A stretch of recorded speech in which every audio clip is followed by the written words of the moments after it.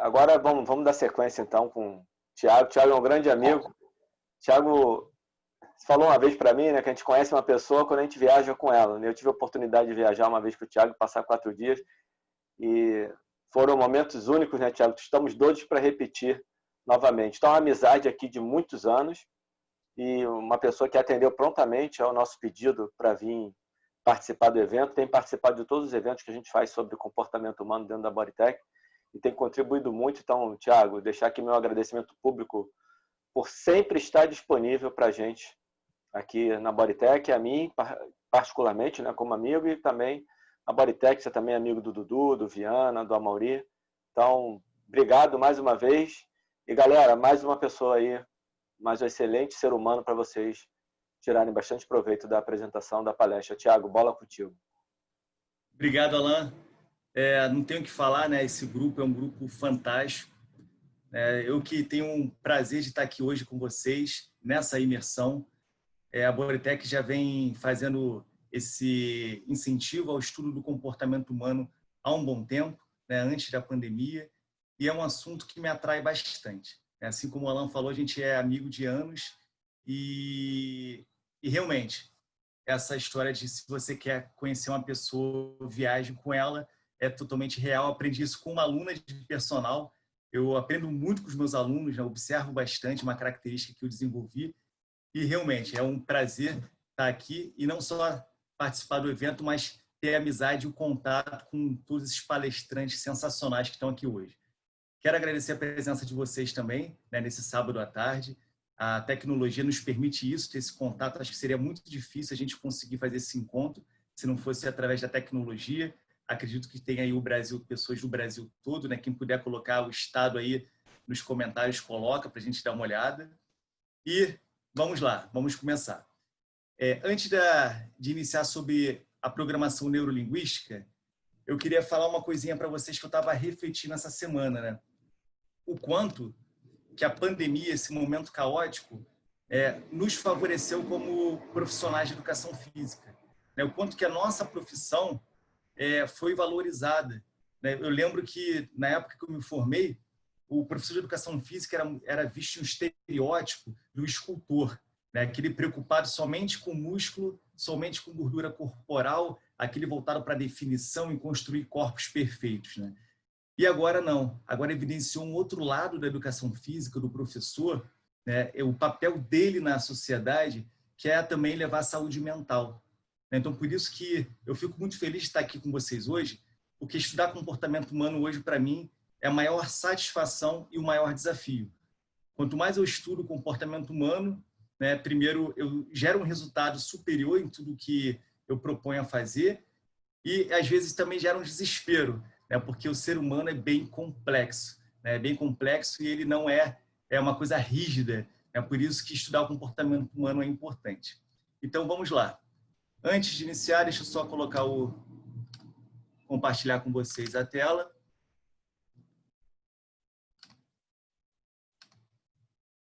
Então, vamos começar.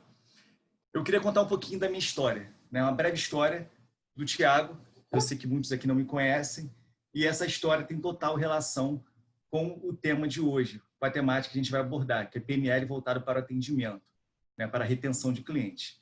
Eu sou filho único, venho de uma família não tradicional, mas uma família muito forte, né? Que tem uma base familiar muito grande, mas sou filho único. E aí, quem é filho único que está assistindo aí, ou conhece alguém, sabe que parece ter um manual para a criação de filho único, né? Cara, é horrível. Filho único, canceriano. Né? Quem gosta de astrologia sabe que é uma combinação perfeita para chorar em filme de comédia. É péssimo isso. E aí, o que aconteceu? Essa criação, né, uma criação muito mais rígida, dentro de casa, me fez ter alguns traumas, algumas crenças. Uma delas foi a crença da timidez. Né? O que aconteceu? Eu fui crescendo, né? E aí quem tem contato com alguém, ou é assim, vai se identificar, né? O que eu vou falar agora. Eu, no colégio, na época de colégio, eu tinha uma grande dificuldade para levantar a mão quando tinha alguma dúvida. Eu ia para casa com essa dúvida. Porque o fato de me expor, de ser o centro das atenções, né? O medo do julgamento, o medo de errar, era muito grande devido à criação. E não tem manual de criação, né? Cada mãe, cada pai tenta criar o filho da melhor forma possível, com todo amor e carinho. Mas às vezes excede um pouquinho, ou às vezes falta um pouquinho de controle. Mas isso tudo, o excesso ou a falta, gera uma consequência. No meu caso, gerou a consequência da timidez. E aí eu fui crescendo, fui indo para o lado profissional. Essa timidez eu fui carregando para o lado profissional. E aí eu vou contar o episódio que me fez mudar. Meu primeiro dia de estágio foi numa academia na Zona Sul. E aí, para quem não é do Rio, vai entender. A Zona Sul é um pouco mais elitizada. Eu moro em Jacarapaguá, que é uma classe média mais baixa.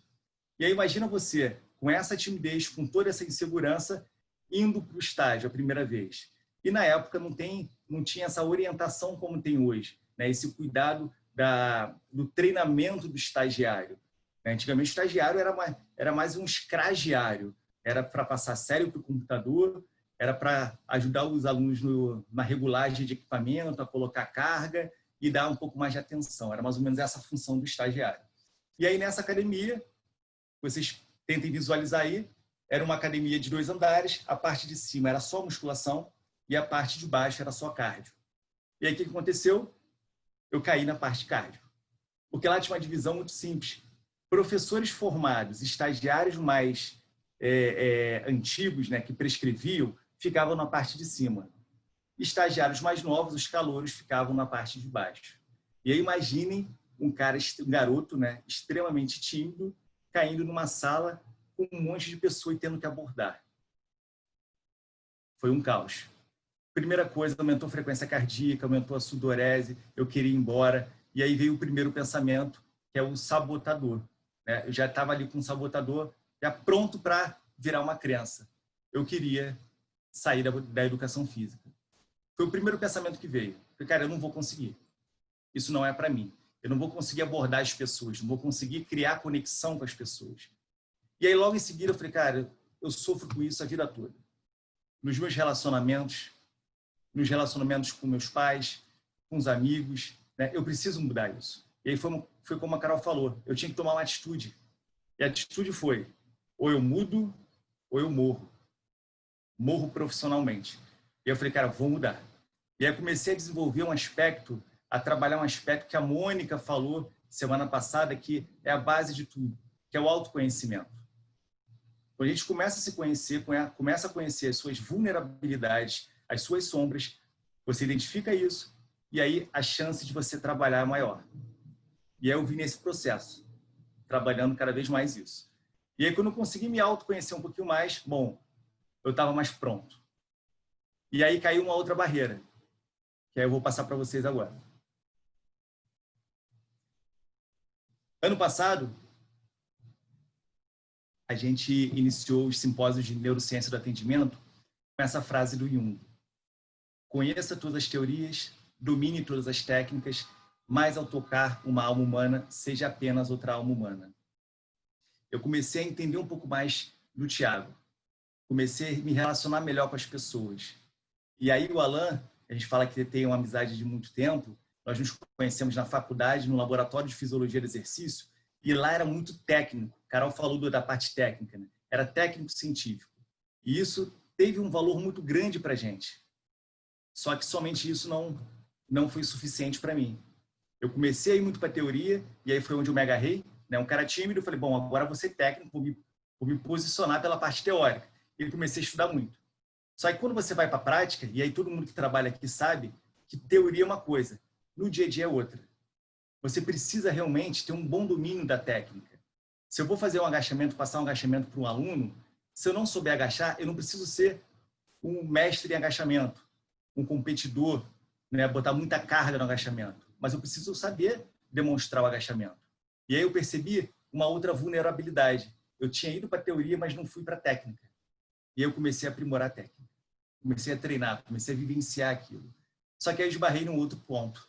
Né? Eu já tinha trabalhado o autoconhecimento, já vinha nessa busca, já vinha na teoria e na técnica, mas aí como Jung falou perfeitamente, que é um psiquiatra, pai da psicologia analítica, é quando você esbarra com o ser humano. Você pode dominar tudo, teoria e técnica, mas quando você esbarra com o ser humano, tudo isso desmoronona se você não levar em consideração um grande critério, que é o aspecto comportamental. Ao tocar uma alma humana, seja apenas outra alma humana. Então, antes de tocar, eu preciso ser. Depois que eu sou, eu toco. E aí, quando você entende que você precisa compreender todos os fatores comportamentais que direcionam ali o resultado de uma pessoa, o que ela gosta, o que ela não gosta, o que faz ela se sentir feliz, ou o que faz ela se sentir infeliz, você consegue ser um pouco mais assertivo na comunicação. Então, tem que ter isso. Mas, ao tocar uma alma humana, eu também tenho que ser outra alma humana.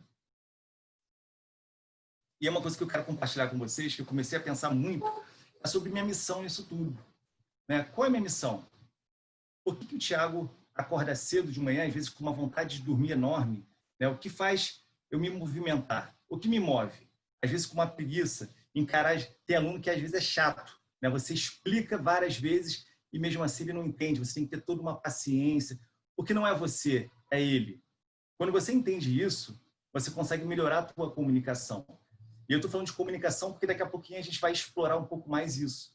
E comunicação não é só o que eu estou fazendo com vocês agora, de falar.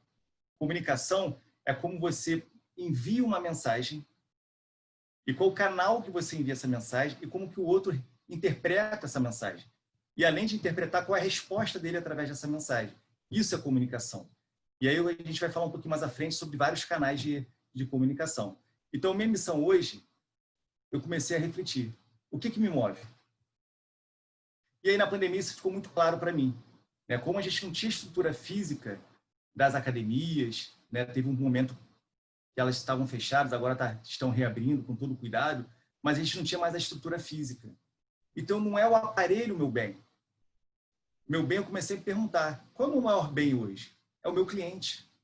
Então, todas as minhas ações, o meu movimento, o meu estudo tem que ser para o meu cliente. O foco tem que ser nele.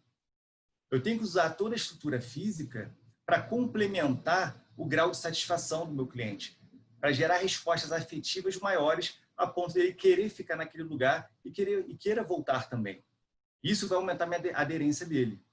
E a gente vai ver um pouquinho sobre estratégias sobre isso. E aí, meu objetivo hoje, comecei a me perguntar, e aí se vocês puderem se perguntar também, é bem legal essa prática, né? É isso aqui. Hoje, eu não estou preocupado somente com estética. Não estou preocupado somente com função. Não estou preocupado se o cliente vai aumentar a frequência ou não na academia, ou vai fazer em casa. Minha preocupação única e exclusivamente é essa.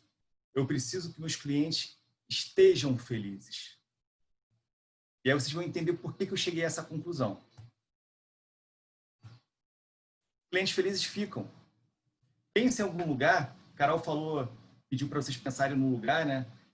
Eu gosto muito de restaurante, e toda vez que eu vou a um restaurante que eu me sinto muito bem tratado, né, que a comida é gostosa, a minha expectativa, às vezes, é ultrapassada a expectativa, eu me sinto tão bem naquele lugar, é tanto prazer gerado naquele momento, que eu quero ficar ali. Eu não fico olhando para o relógio esperando a hora passar. É como se entrasse num estado de flow.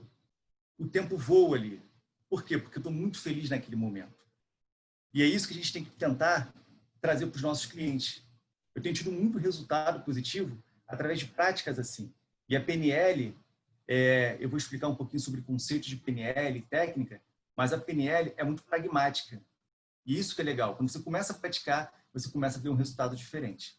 Clientes felizes, eles voltam. Imagine você quando está muito feliz num lugar, você viaja para um lugar incrível. Né? Vai, sei lá, vai para a Grécia. Cara, o lugar é incrível, aquele mar azul, né? Vários hotéis incríveis. Você tem vontade de voltar. É um lugar que te fez muito bem, gerou um grau de satisfação muito grande. Então, pensando dessa forma, eu preciso que meus clientes estejam felizes para eles voltarem também. E se eles voltam, eles aumentam a aderência deles. Além disso, pessoas felizes indicam. Né? Hoje em dia, eu dou personal, sou personal trainer, e hoje a minha maior forma de captação é através da indicação. Indicação dos meus próprios clientes e de amigos. E eu tento sempre fazer isso. gerar felicidade através de toda abordagem que eu faço é para gerar felicidade. E eles indicam, né? Tem o Walt Disney, ele fala uma coisa muito legal, é que quando você gera momentos, experiências positivas, né?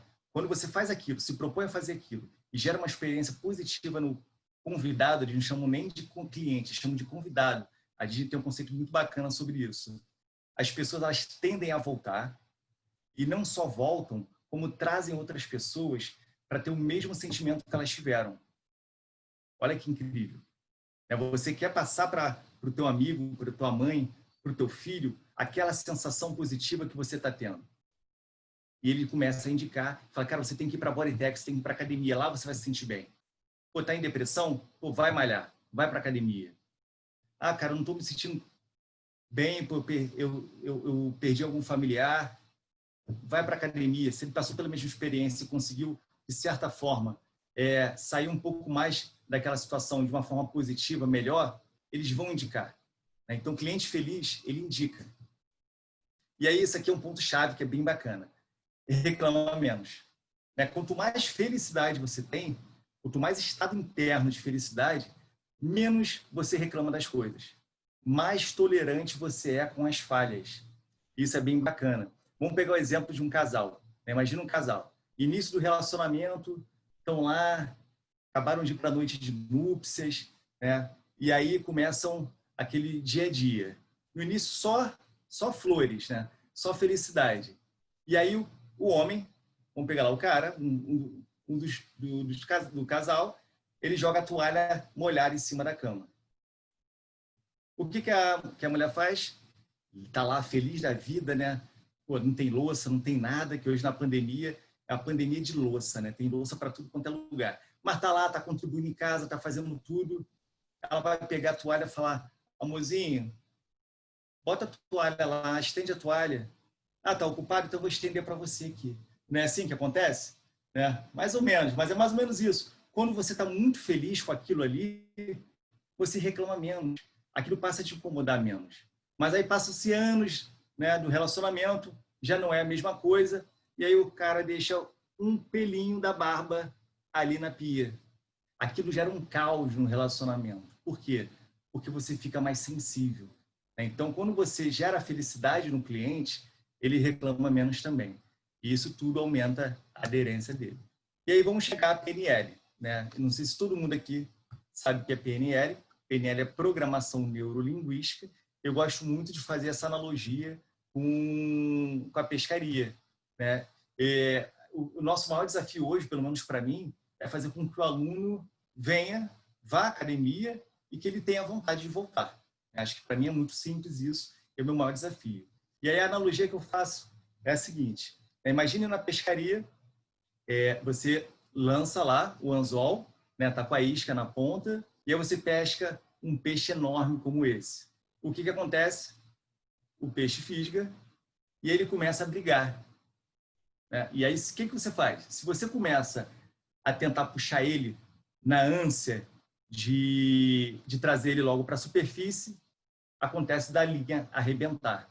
Isso é muito comum em pescaria. E aí, qual é a estratégia utilizada? O peixe está brigando, você dá corda. Você deixa ele ir.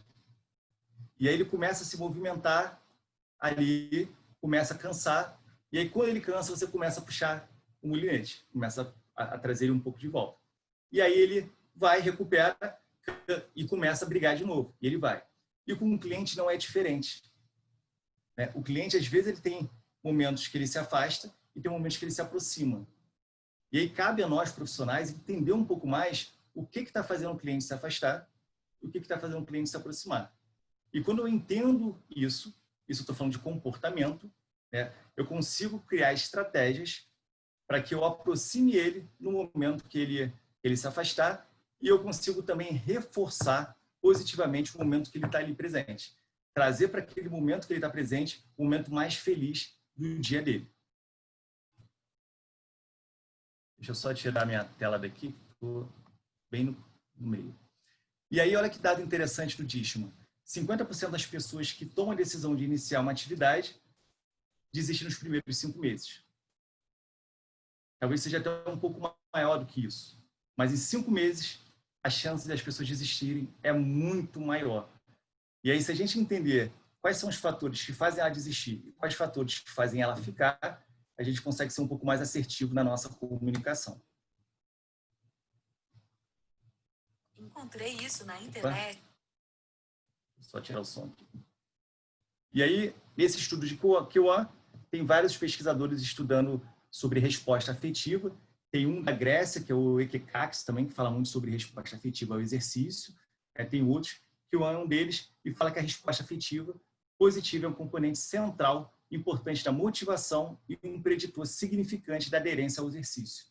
Eu tenho que entender o que faz com que o aluno, com que o cliente se sinta feliz naquele momento, o que faz com que ele queira voltar.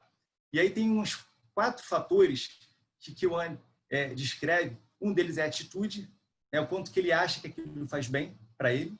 O outro é a norma subjetiva, que é o quanto as pessoas acham que aquilo faz bem para ele. Um outro componente é a autoeficácia, é o quanto ele consegue fazer aquilo sozinho. E aí, você entendendo um pouco mais sobre esses fatores, você consegue criar estratégias para que ele consiga voltar para a academia ou voltar a fazer exercício. Não importa o local. E aí vamos tentar conceituar um pouquinho, trazer um pouco dos conceitos da PNL. A PNL, para vocês terem ideia, foi criada pelo Richard Bandler e John Grinder, lá na década de 70. Richard Bandler é um psicólogo, estudava psicologia na época, e John Grinder era professor de linguística. Eles se juntaram, fizeram uma reunião, várias reuniões, e começaram a estudar outros terapeutas da época. E viram o seguinte, que terapeutas diferentes, usando métodos diferentes, tinham resultados iguais. Eles começaram a ficar intrigados com isso. E aí começaram a modelar. Modelagem. Carolzinha falou sobre cópia. Copiar é uma coisa, modelar é outra. Modelar é você olhar um profissional e falar, pô, cara, o que ele faz dá muito certo. Eu quero fazer igual. Mas não é copiar ele. Não é copiar trejeitos, copiar piada, copiar a forma dele falar, não é nada disso. É modelar o comportamento dele. E aí eles fizeram isso. E para definir o que é PNL, é o conjunto de técnicas que ajudam a entender os processos internos das pessoas através da identificação dos padrões de linguagem verbal e extraverbal. E aí eu ressaltei para vocês, processos internos, e linguagem verbal e extraverbal. É reprogramar a mente através da linguagem. Vamos pensar que o cliente que chega na academia hoje, ele tem uma história de vida assim como eu tive a minha e que gerou a timidez.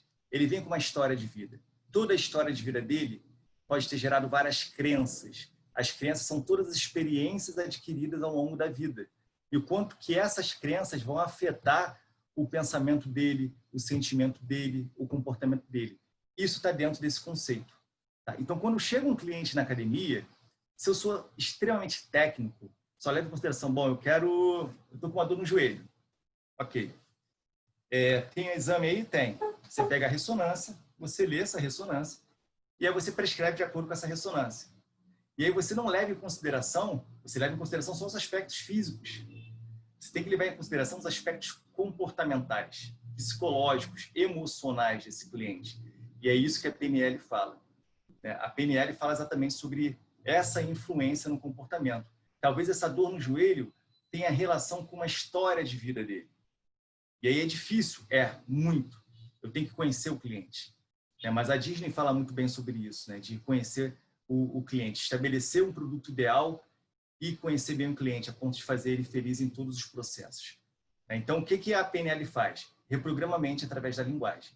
E essa linguagem, ela pode ser verbal ou extraverbal. Verbal é o que eu estou fazendo com vocês agora. Extraverbal é tudo aquilo que não é verbal, óbvio. Então, é a minha comunicação com o meu corpo, é a minha expressão facial, é o meu tom de voz. Então, pessoas tímidas, vamos pegar esse exemplo, elas tendem a falar um pouco mais baixo, tendem a ficar mais curvado. Isso é comunicação. Então, a gente vai falar hoje o tempo todo sobre isso. E aí, como é que é aplicada a PNL?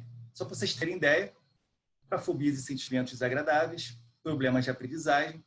Muito legal isso, vamos pegar um movimento, falar bem rápido para não perder tempo da palestra, cinesiofobia, medo do movimento.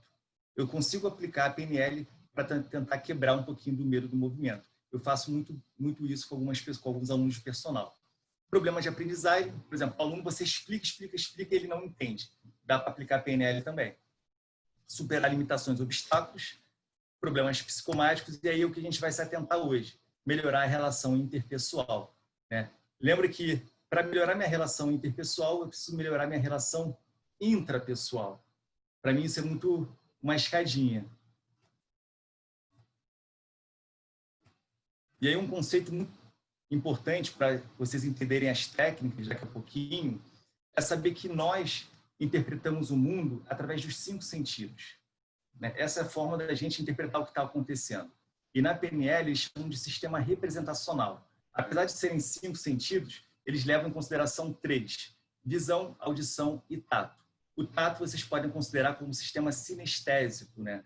Aí não está relacionado só ao toque, mas está relacionado ao seu sentimento, às suas emoções também. Então, tudo que afeta isso vai cair no tato. A gente vai falar de tato. Tá? Então, o que seria isso? Tem pessoas que são mais visuais, pessoas que são mais auditivas e pessoas que são mais sinestésicas, né? E uma grande forma de você conseguir entender qual é o sistema representacional predominante dela é observar. Observar a forma como ela fala, as palavras que ela utiliza. Por exemplo, eu não vejo uma pessoa que chega para você e fala assim, ó, eu não vejo com bons olhos o que está acontecendo. Ver cai no canal de visão. Então, provavelmente, essa pessoa ela se comunica e entende melhor se você fizer coisas que estimulem o lado visual dela. E aí eu vou dar um exemplo. Você pegar um livro e começar a ler, para mim, eu não entendo nada. Eu preciso ler, porque eu sou muito mais visual. Então, quando você entende isso, você não erra, você encurta o caminho. A sua comunicação é muito melhor. Se eu quisesse que a pessoa pegasse um trecho de um livro e entendesse, eu falo, pô, você pode ler esse trecho aqui? Sabendo que o canal predominante dela, sensorial, é a visão. Se for auditivo, eu vou tentar levar para uma música, como a Carolzinha fez no final. Ela me despertou que eu gosto muito do canal auditivo, né? Você pode oscilar um pouquinho e trabalhar outros canais. Então, quando a gente fala de comportamento humano, deixar bem claro, né, que não pode ser uma coisa engessada. Não, esse é visual, então só vou fazer visual. Não, eu posso utilizar todos os canais, né, mas sabendo que a predominância dele pode ser o canal visual, auditivo ou sinestésico. E aí, se vocês não estão acreditando muito nisso, vamos para a prática, né? Eu quero que vocês pensem em prazer. O que gera prazer para cada um. E aí escrevam aí, depois eu vou dar uma olhada, qual foi a imagem que veio à cabeça de vocês em relação a prazer. Prazer, para mim, o que me vem à cabeça é viajar. É estar num lugar com praia, que eu curto muito praia, né? Com água de coco, com camarão ali, comendo camarão. Então, isso me dá prazer, o visual, né? E eu comer camarão, só o fato de ver, eu já começo a sentir também. Aí já fui para o sinestésico. Então, quando eu começo a entender isso, eu consigo ser um pouco mais assertivo na comunicação com o cliente, né? E se eu sou mais assertivo, aquele momento passa a ser mais prazeroso para ele. Então, eu tenho que entender um pouco sobre isso, porque a comunicação na PNL, ela vai gerar o resultado que você quer. E o bacana da PNL é que ela não diz que existem fracassos, existem resultados. Então, se você não está tendo o resultado que você quer, é porque a sua comunicação, lembra lá da linguagem verbal e extraverbal, e lembra lá dos processos internos, a gente conseguir mudar todo o teu estado interno para você ter um resultado positivo, né? Para você ser um pouco mais, e aí eu vou pegar a Carol como exemplo, feliz, né? Gerar felicidade aqui naquele processo. Então, se eu quero gerar um resultado melhor, eu preciso me comunicar melhor. E é mais ou menos essa lógica aqui. Eu mudo minha comunicação, e aí eu vou explicar que comunicação tem vários tipos. Acho que é no próximo slide. Se eu me comunico da forma certa, eu gero um pensamento melhor. Se eu gero um pensamento melhor, eu gero um sentimento melhor. Isso vai estabelecer uma crença. E essa crença provavelmente não vai ser uma crença que vai me limitar. Ela vai me fortalecer. Porque a minha comunicação lá no início foi uma comunicação certa. e aí eu gero um resultado positivo. Então, se eu quero melhorar os resultados, eu tenho que melhorar a qualidade do que eu comunico. Do que eu me comunico comigo, que é a comunicação intrapessoal, e a comunicação que eu faço com o outro, que é a interpessoal. E aí você pergunta, Thiago, mas o que isso gera? Isso gera isso aqui. Uma química hormonal específica. A gente fala muito sobre farmácia interna, né? Para toda comunicação, vai gerar um estímulo hormonal. Exemplo, sorriso, né? A Carol falou muito sobre chegar sorrindo, mostrar todos os dentes, né? O que ela fez? Ela produziu uma química para ela, né? É muito boa, uma química positiva de felicidade, através da liberação da endorfina, né? Que é um dos hormônios considerados hormônios da felicidade. E aí, através do neurônio espelho, né? Tende a pessoa que está ali, não sei se foi o teu caso, Carol, depois você pode passar para a gente, mas a tendência quando você chega rindo no ambiente é que outras pessoas também comecem a rir. Ou pelo menos mude um pouquinho o estado, a cultura ali daquele ambiente, né? Então, vê como é importante a nossa comunicação. Se eu chego muito triste, se eu chego muito cabisbaixo, é claro que eu vou me comunicar dessa forma. E a química que eu vou liberar é uma química de estresse, né? Provavelmente eu vou estar liberando muito cortisol naquele momento. E aí, o que o outro enxerga? Lembra que a gente está falando de comunicação interpessoal, nessa relação? Através do neurônio espelho, é essa química também. Então, se eu quero trazer felicidade para aquele momento, eu tenho que abraçar o meu cliente. Hoje em dia, não é abraçar literalmente, mas ele tem que se sentir dessa forma. Eu tenho que estar bem recebendo ele. E aí percebam todas as pessoas que te recebem de braço aberto, né? Feliz. Você sabe que ela está sentindo felicidade de estar te recebendo. Ela está feliz por você estar presente ali. E aí eu mudo a química do cliente, através do meu comportamento também. E aí eu consigo produzir uma química que leve a pessoa a ter alta performance e grandes resultados. Se ela se sente melhor, ela vai treinar melhor, ela vai sair mais feliz daquele momento e ela vai querer voltar. E se ela volta, ela tem um resultado melhor, ela fica mais feliz. Isso é um ciclo, não tem fim. Mas aquele momento ali ela não quer perder nunca mais. Então ela aumenta a aderência a qualquer coisa, a qualquer momento. E aí lembre que eu falei da comunicação. A comunicação pode ser uma comunicação que você faz com você, que a gente chama de comunicação interna, e aí tem a ver com seus pensamentos, com seus sentimentos. Isso provavelmente Moniquinha deve ter explorado muito sábado passado. Hoje a gente vai explorar uma outra comunicação, que é a comunicação externa. E aí isso tem a ver com como você faz a comunicação através da linguagem verbal e da linguagem extraverbal. E aí quero passar para vocês um pouco o conceito sobre comunicação, né, que vem da PNL. Fala que toda comunicação é hipnótica. Então, dê uma olhadinha nesses círculos aí. Provavelmente vocês estão vendo o círculo se mexendo, né, mas ele não está. O círculo está estático. Por quê? A comunicação é hipnótica. E aí, para exemplificar isso, a gente vai para uma prática. Eu quero que vocês não pensem no elefante rosa. Para agora e não pensa mesmo, não pensa no elefante rosa. Impossível não pensar, né? Para quem já viu o filme A Origem, com o Leonardo DiCaprio, eles plantam uma semente lá na cabeça da pessoa. Plantam uma ideia, e essa ideia começa a germinar. Ela toma conta da pessoa.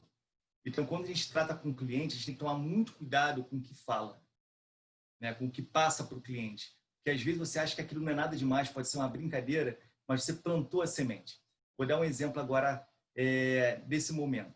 Uma menina que eu faço mentoria falou para a aluna dela de personal, estava fazendo aula online, falou, infelizmente eu não estou aí para te corrigir. Se fosse no presencial, seria diferente. E olha a mensagem que ela mandou para a menina. Lembra que toda comunicação vai gerar um pensamento, um sentimento. O pensamento que gera, mesmo que seja inconsciente, porque isso não está no nível de consciência, não adianta você falar, não, eu vou tentar explicar. Eu vou explicar que realmente não tem consciência nisso, é inconsciente, é automático. É quando ela fala isso, que poderia ser melhor no presencial, ela está dizendo para a aluna dela que no online é ruim. É esse sentimento que ela fica. E aí o que aconteceu? A aluna parou de fazer. Ela agora voltou. A gente teve que criar uma estratégia para ela voltar. Mas naquele momento, a comunicação dela não foi melhor. E aí, se a comunicação não foi melhor, o resultado também não é. Eu gosto muito de falar sobre linguagem verbal e não verbal e usar esse estudo do Albert Mehrabian, que é lá de 67, bem antigo, e esse estudo ele é um pouquinho questionado dentro da parte científica em relação ao percentual, se realmente é 7%, 38%, 55%. Mas o que é inquestionável no estudo é que nossa maior participação da comunicação é pela linguagem não verbal, extraverbal. E aí, quando eu falo verbal, estou falando de voz, estou falando de escrita. Quando eu falo não verbal, eu estou falando do meu posicionamento, da minha linguagem corporal, das microexpressões faciais e também um pouquinho do vocal, do tom de voz, se eu estou falando mais rápido, estou falando mais devagar. E aí entender isso é importante por quê? Porque a gente fica muito preocupado com o que o aluno fala. Só que o corpo dele está falando o tempo todo. Então, se eu quero entender o que o aluno está pensando, está sentindo, observa. Observa o comportamento dele. Como ele está andando, ele vai dizer para você, sem falar, sem verbalizar, se ele está bem ou está mal. Pelo tom de voz, você vai entender se ele está feliz ou está infeliz, ou se tem alguma coisa incomodando. Pela expressão facial dele, se você falar alguma coisa para ele e ele não gostar daquilo, ele não vai te falar. Normalmente os alunos não falam. Pouquíssimos alunos tendem a ser tão sinceros assim. Mas a expressão facial vai ser de reprovação. E aí você vai ter tempo de consertar aquilo. Então, entender que isso é importante para a comunicação. E aí é isso. Não tem como. Peguem esse exemplo aqui. Né? Um está de braço cruzado e o outro está estendendo para apertar a mão.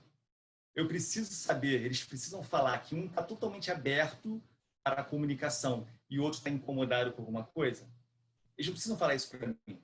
Eu estou vendo. E isso está no nível de consciência. Não tem como você esconder. Isso está no sistema primitivo. Né? E aí, eu falo o seguinte, o corpo não fala, o corpo grita. E a gente que não escuta. A gente está muito preocupado com outros fatores e esquece de observar o outro. E quando a gente fala de retenção, se a gente não observar o outro, a gente não consegue criar nenhuma estratégia, né? Não consegue se comunicar de forma positiva e gerar nenhuma resposta efetiva. E aí, Carolzinha falou de Darwin. Carol, muito obrigado. Darwin já estudava sobre as emoções. Ele falava que era uma forma da gente preservar a espécie. Quando viu um predador, você já abrir os olhos, porque aquilo ali ia entrar mais luz, né? Você conseguir processar melhor o que você estava vendo. Né? Você abrir a boca, fazer aqui, ó. Você precisava de mais ar entrando para você conseguir sair correndo. Tinha uma redistribuição de sangue. Então, Darwin já falava muito sobre emoção. Né? Tem um livro dele que é A Expressão da Emoção nos Homens e nos Animais. Ele fala exatamente isso. Né? E ele fala o seguinte, não tem como esconder. Eu não consigo esconder uma emoção. Eu posso falar, cara, posso perguntar para o meu cliente, cara, como é que você está hoje? Aí ele responde para você, estou bem. Estou bem. Mas estou bem dizendo, com um tom de voz baixo, olhando para baixo, com uma postura curvada, o corpo dele está dizendo outra coisa. E isso não tem como ele esconder. É impossível esconder, porque está no inconsciente. É um sistema primitivo. Tá? Então, se a gente consegue fazer essa leitura do cliente, a gente consegue ser mais assertivo. A gente consegue criar estratégia ali. Eu não preciso falar para ele, pô, por que você está mal? E é muito bacana que a PNL fala isso. Não importa a origem. Você tem que ter ferramentas para trabalhar aquilo ali. E aí o que eu falei agora para vocês é incongruência. Um canal, um sistema representacional está falando uma coisa, o canal sensorial está falando uma coisa, só que o outro canal está falando outra. Eu estou falando que eu estou bem, mas o meu corpo, minha linguagem extraverbal está dizendo que não. O nome disso é incongruência. E aí, já que a gente deu uma navegada nos conceitos da PNL, vamos entrar em algumas técnicas para melhorar o relacionamento com o cliente. A principal, para mim, é essa aqui, rapport. Acho que todo mundo já ouviu falar dessa técnica. E essa técnica fala muito sobre sintonia e sobre empatia. Lembrando que sintonia e empatia não tem nada a ver com simpatia. Você ser simpático o tempo todo pode gerar um desconforto e aí não gerar uma relação positiva. Ter sintonia, você aumentar a tua conexão com o outro. E aí pensem em todas as pessoas que você tem uma boa conexão. O que faz você ter uma conexão com ela? Isso é rapport. Provavelmente vocês têm alguma coisa em comum. Gostam da mesma coisa ou não gostam da mesma coisa, né? Vocês têm um jeito ali parecido, né? Frequentam lugares comuns, né? Tem pessoas, amigos em comum, então isso tudo gera uma conexão maior entre vocês. E com o cliente não é diferente. A gente tem que melhorar a nossa sintonia com o cliente. E aí, a rapport também fala muito sobre empatia. Empatia eu vou trazer um pouco para o Daniel Goleman, né? O pai da inteligência emocional, que criou esse termo, difundiu, na verdade, esse termo. Né? Ele fala que para ter empatia, olha que bacana, para ter empatia, eu tenho que fazer a leitura, a interpretação das emoções no próximo. E para fazer a interpretação das emoções no próximo, eu tenho que entender sobre linguagem corporal. Se eu não entender a linguagem corporal dela, eu não consigo gerar empatia, porque vai ter essa incongruência o tempo todo. Né? Provavelmente as pessoas não gostam muito de mostrar suas vulnerabilidades e elas tentam esconder isso. Mas quando eu trago um pouco para essa linguagem extraverbal, ela não consegue esconder. Então, rapport é você criar essa conexão através de uma sintonia e empatia. E aí, como desenvolver técnicas de rapport? Eu gosto muito desse livro aqui. Travou. Como fazer amigos e influenciar pessoas, do Dale Carnegie. É um livro muito simples de ler, né? Fácil a leitura, é rápido, mas tem que tomar cuidado. Né?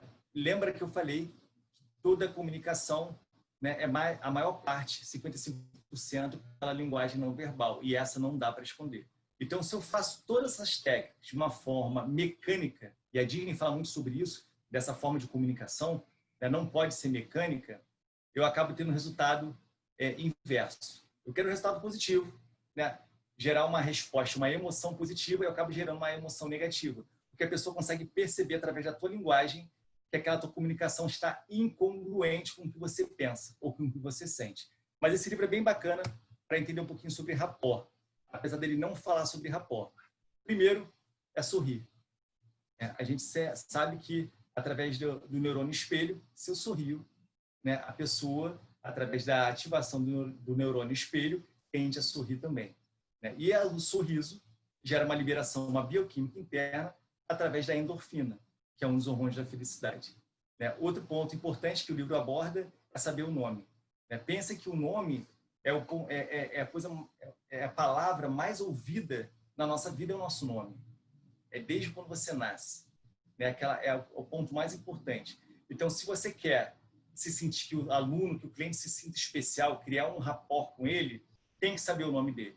Né? Ser interessado é outro ponto. Né? O que a gente pela pressa, até pela ansiedade, né? As pessoas estão muito ansiosas, elas acabam tendo uma tendência de falar delas e não falar muito do outro, não se interessar pelo próximo. Então, quando tem um cliente, guarde todas as informações possíveis sobre ele. Tudo que ele fala é importante. É como se você pegasse e criasse um arquivo no computador, no teu caso, é o teu sistema nervoso central, sobre aquele cliente. E no momento certo você pode acessar para poder ajudar o cliente a ter um momento mágico ali. Né? Falar de coisas que interessem a outra pessoa. Né? Esse é um ponto que gera rapport também. Quando eu falo só o que interessa a mim, é chato, né? É claro que você não vai concordar, isso é diferente de concordar com tudo que a pessoa fala. Exemplo, eu tenho um aluno que eu sei que ele gosta de andar de motocross. Né? E estava difícil eu criar rapport com ele. Quando eu pedi para ele trazer, né, experiências, contar um pouco de como era nas competições, cara, ele começou a gostar da academia. Ele falou depois de um mês, Thiago, nunca achei que fosse falar isso, mas estou gostando de vir à academia. Né? Por quê? Porque aquele momento para ele se tornou prazeroso. Beleza, então peguei o finalzinho da fala do Lulu, né, em relação às reclamações e tal, o que eu ia abordar aqui sobre elogiar e não criticar. E aí só um cuidado muito grande, gente, da nossa forma de comunicar com o cliente, tá? Lembra que eu falei do filme A Origem, né, de plantar a semente? Então, toda vez que você falar que usar face shield, que usar máscara, levar informações negativas para o cliente, vai gerar emoções negativas nele. E se eu gero emoções negativas, eu diminuo a chance dele voltar, né? A aderência é menor. Então, aquele momento tem que ser um momento mágico, como a Disney fala, né? Tem que ser mágico para aquele cliente. Quanto mais informação positiva eu passar, melhor vai ser aquele momento. E aí, elogiar e não criticar o cliente, eu acho que todo mundo aqui sabe fazer muito bem, né? Primeiro, elogiar de uma forma sincera e não criticar, né? Eu acho que é um ponto-chave de não gerar um estresse muito grande para o cliente. E se tiver que criticar, né? Saber criticar da forma correta. E aí, o que eu falei de ancoragem, né? Ancorar é o seguinte: se aquele momento foi um momento positivo para o cliente, foi o melhor momento do dia para ele, eu ancoro de alguma forma. Ou com um elogio sincero, ou às vezes dou uma aula de personal para ele e falo, ó, hoje você treinou muito bem, hoje a aula é tua. Cara, imagina a sensação da pessoa saber que treinou tão bem a ponto de ganhar um presente, né? Isso é ancoragem. E aí vocês podem entender um pouco mais de ancoragem lembrando de alguma música, né? Às vezes você lembra de uma música e lembra de alguém, porque você ancorou aquela música através do teu canal auditivo àquela pessoa. Então, uma ancoragem pode ser uma ancoragem positiva, uma ancoragem negativa, depende da forma como você se comunica. E aí que eu falei de modelagem, né? Uma empresa que eu gosto muito, tem um livro, O Jeito Disney de encantar clientes, né? É o jeito da Disney. O Disney tem um sistema de atendimento, cara, um processo maravilhoso. Eles são totalmente focados para o cliente. Então, eles têm dois conceitos que eles não abrem mão. Um chamam de Walt Disney, é gerar magia. Aquele momento tem que ser mágico, né? E o outro é estar atento aos detalhes. Então, eles estão atentos a tudo. Para ter ideia, a Disney ela não estuda só dados, né, de altura, de quantas pessoas vão, eles chamam isso de dados demográficos. Eles estudam dados psicográficos, que eles chamam também. É como cada pessoa se comporta dentro da Disney. Então, eles sabem quanto espaço uma pessoa dá até jogar um lixo no chão. E aí, sabendo disso, eles colocam uma lixeira ali. É incrível. O olho mágico, tem um olho mágico nos hotéis da Disney, na altura da criança. E aí faz sentido, a criança também consegue se ver ali. Não aparecem dois Mickeys ao mesmo tempo, né? Todos os Mickeys, eles treinam a mesma assinatura. Porque para ser único, aquele momento tem que ser único para o cliente. Eles nem chamam de cliente, chamam de convidado. E se é convidado, você quer tratar da melhor forma possível. E aí, olha que o ex-diretor executivo da Disney coloca, né?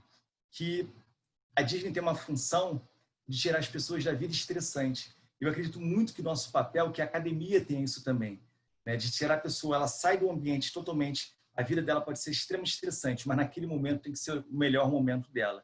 E aí, hoje de manhã eu tive essa experiência e até quero passar para vocês. Uma aluna é uma mãe, tem uma filha, né, Amanda, de 1 ano e 7 meses.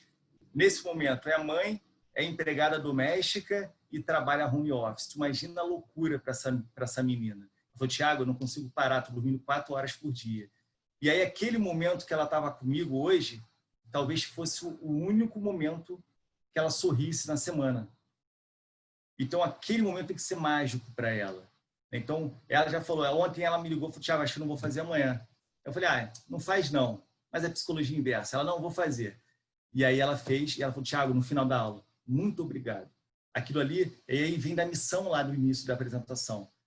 Talvez a gente, se começar a pensar um pouco mais de como a gente é importante na vida das pessoas, a gente consegue estudar um pouquinho mais sobre o comportamento e acertar um pouco mais. E aí, é esse ambiente que a gente tem. Esse ambiente tem que ser o melhor ambiente do mundo. A gente tem que tomar cuidado. A Disney fala muito sobre o cenário, a gente ser responsável pelo cenário, né? E eu não só o cenário físico, tem um cenário online, mas no físico, qualquer coisinha que esteja fora do lugar, um aparelho de manutenção, a gente tem que se incomodar, tem que sentir como se aquilo fosse nosso. Por quê? Se aquele ambiente for o melhor ambiente para o meu cliente, ele vai se sentir feliz. Então, ele não vai se incomodar com uma sujeirinha, com outro, porque eu já vou ter antecipado isso. E se tiver a sujeirinha, ele está tão feliz que ele não vai se incomodar. Ele vai até rir daquela situação. E aí, quando a gente fala de gerar experiências positivas, tem várias experiências no site da Bodytech. Essa aqui era o sonho de ser mãe, tá lá, eu peguei, né? Peguei a foto dela e coloquei aqui. Imagina o quanto que isso é importante na vida dela, o quanto que ancorou a Bodytech à vida dela. A Bodytech passou a fazer parte da história dela. Essa aqui superou um trauma de afogamento, e foi através das aulas da Bodytech, com toda a paciência dos professores. Olha quanto isso é importante, quanto que marca. Era uma crença dela limitante e agora ela conseguiu superar. Será que isso vai ter um peso muito grande na vida dela? Sim. Resposta é sim.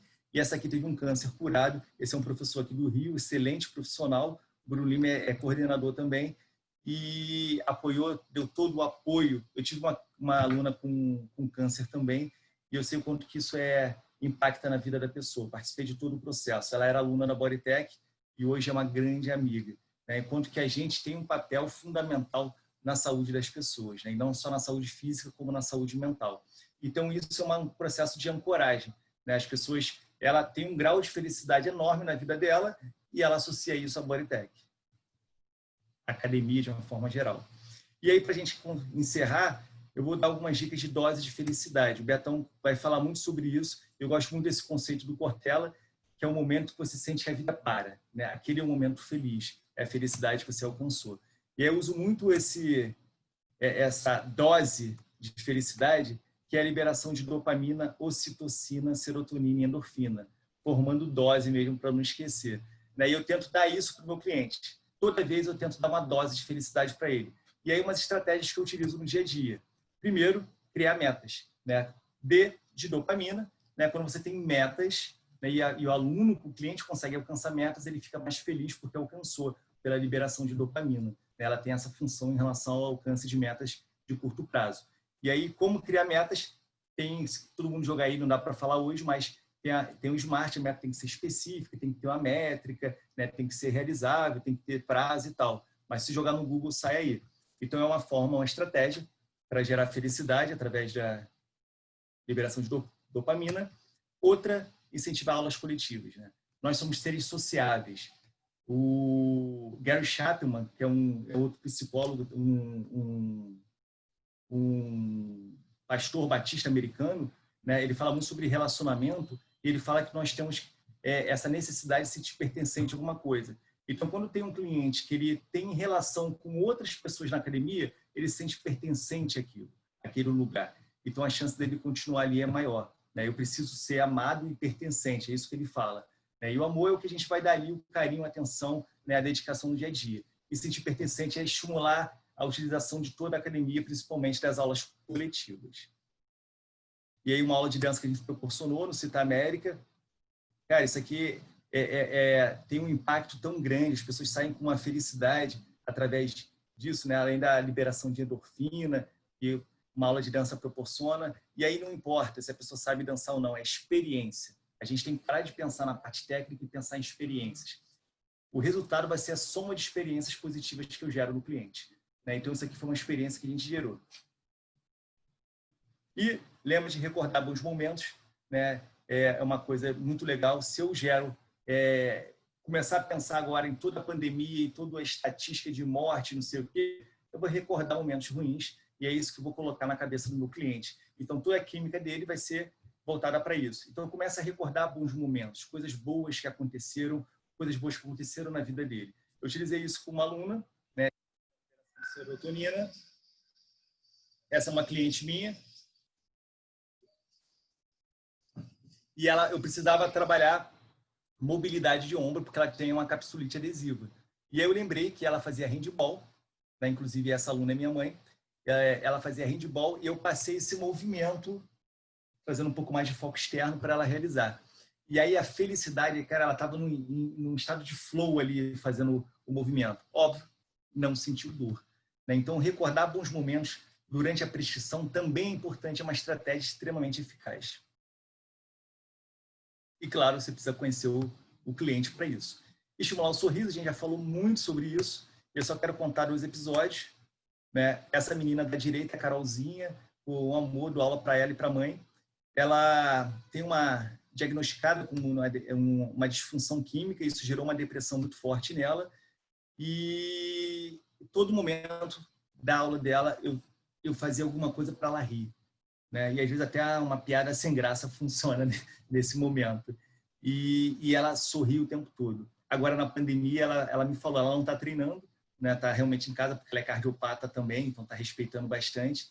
E ela falou que está com saudade da academia. Eu falei, pô, vou gravar isso, hein, que eu vou utilizar isso contra você depois. Ela começou a rir. Então, o sorriso gera um momento muito agradável para a pessoa, né? E a gente tem que pensar nisso. E realmente, todo aluno que eu dou aula, eu inicio com um sorriso e termino com um sorriso, mas não meu, dele. Eu estimulo muito. Então, estimular isso nos clientes é muito importante.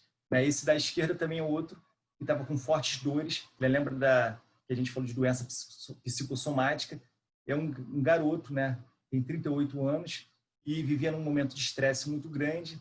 E aí, 6 horas da manhã, eu tinha que fazer ele rir de alguma forma, para tentar aliviar todo esse estresse. Até a microexpressão facial dele era fechada. Então, imagina o quanto de cortisol esse cara estava liberando. E hoje, graças a Deus, ele está sem dor. Aumentar a frequência, isso é um programa que eu tenho, estimula as pessoas a fazerem 30 dias consecutivos de exercício. Essa de cima, ela tem uma história muito bonita de vida, ela ia cometer suicídio através do exercício, né, do programa, mas eu falo que é através dela mesmo, na mudança da atitude que ela teve ali, de mudar, ela conseguiu realmente sair dessa depressão que ela estava. E ela está mais de 1 ano fazendo exercícios todos os dias. Imagina o quanto que isso tem de positivo na vida dela. Ela não vai abandonar, não importa onde ela faça, mas ela não vai abandonar a atividade porque faz parte do bem-estar dela. E é uma coisa que é importante, a Disney fala muito sobre isso, identificar pontos de combustão. Tudo que gere um desconforto no meu cliente, eu tenho que tentar consertar. Porque se eu não conserto de alguma forma, se eu não consigo consertar, eu passo para cima. Mas se eu não consertar, eu gero isso. Pontos de explosão. É esse momento que eu tenho uma ruptura do meu relacionamento com o cliente.